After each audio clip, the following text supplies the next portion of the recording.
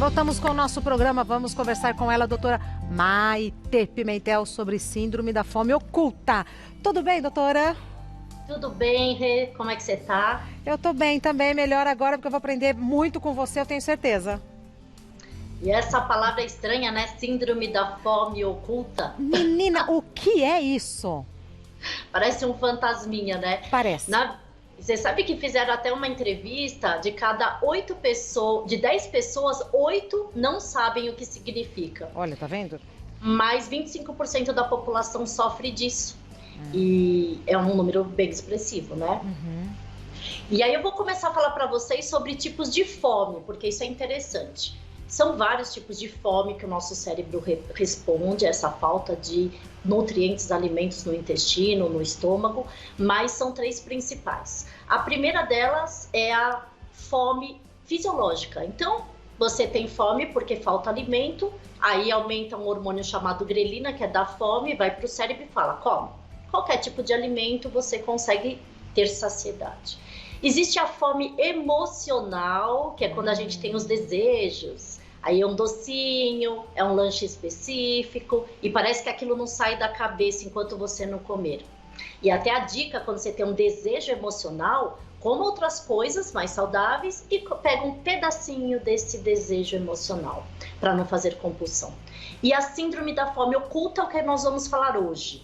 É a deficiência de micronutrientes importantíssimos para a vitalidade do corpo e para a formação da imunidade e para a produção hormonal das células. Então, o que acontece? Quando a gente tem deficiência de algum nutriente ou micronutriente, o teu cérebro fica pedindo comida.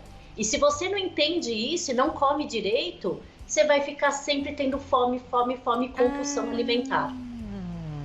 Entendi. Agora começo a entender. Bom, vamos aos mitos e verdades, aí a gente vai aprofundando a nossa conversa, pode ser? Perfeito.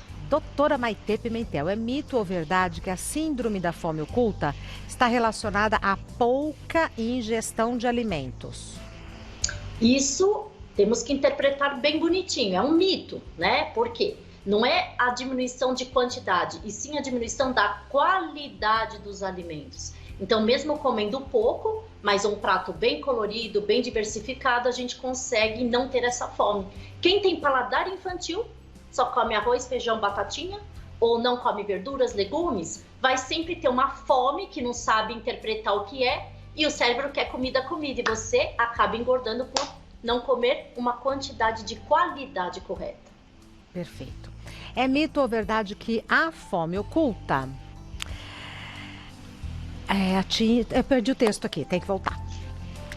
A fome oculta, agora sim, atinge somente quem está acima do peso. Mito. Então, lógico que a fome oculta, se você não come direito, você vai tendo mais fome. E se você gosta de comer só os carboidratos, os industrializados, os doces, você vai acabar engordando. Mas não necessariamente. Existem pessoas magras que têm déficit de vitaminas e isso também ocasiona déficit de imunidade, doenças recorrentes, resfriados recorrentes e até o risco aumentado de ter coronavírus. É mito ou verdade que idosos, grávidas e crianças têm maior probabilidade de desenvolver o problema? É verdade. Você sabe que cada fase da vida a gente tem uma absorção e uma produção diferente de vitaminas e proteínas no organismo. Então, por exemplo, os idosos. Com a idade, é fisiológico, é normal nós perdermos o quê? A massa magra, músculo, e aumentarmos a massa gorda, né? Que isso até é uma proteção do organismo da gente não ter fraturas. Porém, se você diminui proteínas, você aumenta o risco de ter doenças. Então, o idoso ele tem que comer mais proteínas. Ele tem uma deficiência de vitamina B12, que é na absorção intestinal, o que diminui o quê? A marcha correta, então idosos podem ter a ataxia, que é aquele andar de cambaleamento, que é normal da falta de B12 e falta de memória. A desabsorção dessas vitaminas pode até dar doenças de Alzheimer. Então, cada situação a gente vai interpretando de um jeito. Crianças têm que ter uma quantidade de vitamina também maior para a produção das células da imunidade. E gestação. Gente, vocês conhecem os desejos emocionais, né, das gestantes, que é aquela, eu tenho um desejo. Isso é a síndrome da fome oculta. Quando as gestantes têm alguma vontade, é porque o corpo está precisando de uma vitamina, um mineral para o bebezinho, e a mãe interpreta de acordo com o ambiente cultural delas. Claro. Então, por exemplo, tem a tênia, que é aquela lombriga que pode comer uma parte do intestino da gente. Quando tem muita lombriga, elas perdem ferro do organismo. E tem pessoas que até lambem tijolo em busca do ferro. Olha que interessante como o nosso cérebro é. Então, sim, as gestantes têm maior probabilidade de ter síndrome da fome oculta, as crianças e os idosos. Perfeito. Eles estão mostrando aí para vocês, né, umas tabelinhas. Sim. Vamos falar disso? O que vocês acham? Vamos. Então, vamos lá. Em casa vai ficar fácil para vocês. Ferro. O ferro é importante para não ter anemia, para o cabelo, para a unha, para a vitalidade das células, e ele está principalmente no feijão preto, 3 vezes mais do que no feijão jalo. Ele está também no suco de laranja, ele está na beterraba, ele está em todas as verduras escuras, couve, brócolis, agrião, e na carne vermelha também. É a maior fonte de ferro do nosso organismo. Tem mais slide? Vamos falar do cálcio. Cálcio, Cálcio, principalmente importante para as crianças na fase de crescimento, para os idosos, que a incidência de osteoporose é alta. Ele se encontra em todos os leites e derivados dos leites, então queijo, iogurte. Aí você fala, eu tenho intolerância à lactose, ou tenho intolerância a algum, né? Tem gente que tem alergia à proteína do leite. O que eu faço? Você pode comer as verduras escuras, que também tem, então couve, espinafre. E uma dica: quem é principalmente vegano, né, e não pode usar esses derivados, é usar uma colher de gergelim na salada. Uma colherzinha de sopa de gergelim por dia equivale à quantidade de cálcio de um copo de leite. Ótima dica, né? Porque faz falta, né, pro organismo. Sim. Vou te pedir um minutinho, a gente já volta com mais mitos, pode ser? Perfeito, tô esperando. A promoção é o síndrome da fome oculta, que já entendemos o que é. Vamos continuar com os mitos. É mito ou verdade que mesmo sem ter fome em excesso, a pessoa pode estar com carência de vitaminas e minerais? Verdade. Porque para chegar até essa compulsão de não parar de pensar em comida é quando é uma carência muito grave. Mas pequenas carências já vão dar distúrbios, né? Da memória, da cognição, de uma fadiga crônica, de queda de cabelo e da produção de células de imunidade. Que coisa, né? É mito ou verdade que a síndrome da fome oculta pode deixar o organismo mais propício a infecções? Verdade. Super, super verdade, né? Até agora, com essa infecção do coronavírus, a gente tem muito se falado em imunidade celular, humoral, como é que a gente se protege, né? Então, é lógico que você usar vitaminas e minerais, a gente não vai prevenir que pegue coronavírus, mas a gente pode ter um corpo mais saudável para que essa infecção não seja tão grave, né? E por isso se falou muito hoje de selênio, zinco, magnésio, cúrcuma, manganês. Então, vou falar aqui para vocês 3 elementos muito importantes para a gente não ter infecções de repetição e aumentar a imunidade. O selênio ele tem descrições de que 30% da gripe fica mais fraquinha quando a gente usa selênio. Ela está na castanha do Pará, ela está na gema do ovo, ela está também na farinha de trigo. Então ela diminui depressão, feridas, até acne, que faz a inflamação na pele, e é responsável pela imunidade humoral da gente e hormonal. Outro que a gente tem também, vamos ver se vocês têm aí o zinco, é bom a gente falar do zinco. O zinco é super importante, ele também tem a ver com esse estresse oxidativo, que são radicais livres, que são sujeiras do organismo, que quando a gente tem o zinco, a gente ajuda as células da imunidade a ficarem muito mais fortes, diminuir até risco cardíaco dos pacientes. Está presente nos grãozinhos, nas oleaginosas, amendoim também, amêndoa, no chocolate amargo. Adorei! Tá? Chocolate não faz mal para tudo. E o feijão também tem bastante zinco. Você vê que o feijão é importante para o ferro, para o selênio, para o zinco, para o cálcio que a gente falou. Feijão preto faz muito bem para a saúde. Tá. Será que tem outro? Vamos ver. O que mais que a gente tem? Eu acho que são só esses dois. Vitamina A. Vitamina A. A vitamina A, tudo que vocês virem que é de amarelinho, laranjinha, tem vitamina A, que é muito importante para os olhos da gente, principalmente das crianças. Por isso que tem até aquelas vitaminas, vitamina A que dá gotinha para a criança.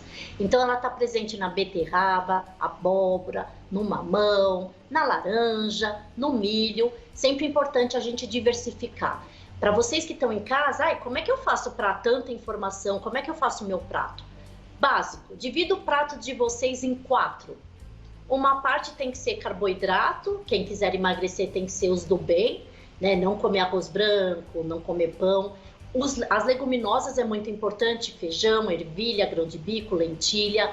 Uma parte tem que ser as saladas, as folhas, de preferência as folhas escuras, que tem mais vitaminas.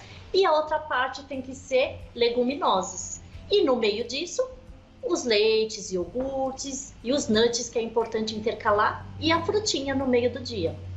Pronto, ficou fácil mesmo, de verdade. Temos perguntas do pessoal de casa. Me dá um minutinho, doutora Maitê? Sim. E colocando tudo isso em prática, a nossa saúde vai melhor, o humor mexerica. Coisas do Dr. Lee. Doutora Maitê Pimentel, vamos às perguntas do pessoal de casa? Vamos ver.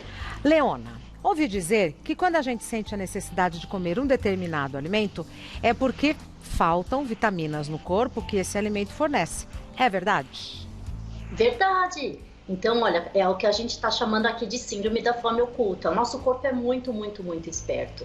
Então, faltou deficiência de qualquer vitamina ou micronutriente, a gente tem uma fome. É que nem sempre nós sabemos interpretar isso, né? Por isso que se a gente tiver um paladar mais diversificado, orientar nossos filhos a diversificar muito o paladar. Isso é um defeito das crianças, elas não querem comer verdinho no prato, vocês têm essa dificuldade. Mas tem que estimular. Sabe como se estimula a criança? Colocando 9 vezes aquele alimento e estimulando o cérebro a entender que aquilo é gostoso e é do bem.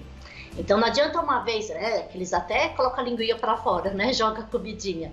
Mas isso é uma educação cerebral neurológica de neurotransmissores para a gente se adaptar ao paladar. Perfeito.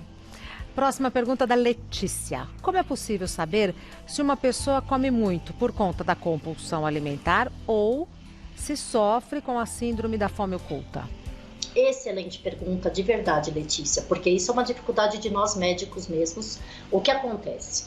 A compulsão alimentar é quando você tem um desespero enorme, que você não aguenta e você geralmente come rápido e depois dá aquele alívio, né? Isso geralmente tem relação com neurônios cerebrais, com hormônios cerebrais, falta de dopamina, serotonina. Isso é caracterizado como um distúrbio de compulsão alimentar, que é uma alteração psicológica. Geralmente a síndrome da fome oculta não é uma compulsão tão grande que a pessoa come muito e depois se arrepende. É uma vontade que fica no cérebro e não sai. Então a tendência é de ficar querendo comer várias coisinhas para tirar essa vontade do cérebro. Entendi. Vou ter que sair mais um minutinho. Posso? Pode. Então tá bom. Muito obrigada. O Bismart, pra quem, tem problema. Tem problema de enxergar, liga pra pessoa errada. Alô, tudo bem? Doutora Maitê, vamos continuar. Rebeca, unhas fracas, queda de cabelo e ansiedade podem ser consequências da fome oculta. Eu tenho esses sintomas, além da fome em excesso. Engordei 10 quilos em 4 meses. Você vê como muitas pessoas têm esses sintomas e às vezes acham que é depressão, que é hipotiroidismo, que é comum ter, que é fadiga crônica, mas sim, a falta de vitamina dá lentificação cerebral. Por exemplo, a falta de selênio, tem até estudos que podem dar Alzheimer, a depressão está envolvida, ansiedade, cognição, de tudo. Então, tem que sempre fazer exames. Então, uma pergunta também, como é que eu sei se eu tenho ou não? Tem que fazer exame de sangue. Exames laboratoriais, a gente detecta a deficiência dessas vitaminas. Tá, então tem que fazer exame. A Marcela, como saber se estou comendo bem e com variedades de micronutrientes? Perfeito, Marcela. Uma das dicas é, como eu sei, fazer os exames laboratoriais, Segunda, se monitorizar no dia a dia. Então, sempre escolher um pouquinho de nuts, como eu falei, frutas coloridas, não em excesso, porque frutose é glicose, eu sempre dou essa dica. Sempre colocar carboidrato do bem no prato, por quê? Porque aí o teu intestino demora mais para fazer essa quebra de digestão e não engorda tanto. As leguminosas super importantes, feijão, grão de bico, a ervilha, folhas coloridas. Então, não ficar só no alface. Tem gente que só come tomate e alface. Tomate e alface. Não tem vitamina direito isso. E colocar os legumes. Prato colorido. A gente sempre aprendeu isso. Faça um prato colorido e bonito. Isso é para a vida toda, né, doutora Maitê? Sim. E é fácil isso. E sabe o que é mais difícil? É a organização. Muitas pessoas até gostam de comer, mas tem preguiça. Preguiça de comprar qualidades diferentes, de preparar, de cozinhar. E aí fica naquela vida de rotina rápida que a gente tem, principalmente, né, em São Paulo, aquele workaholic, tudo rápido.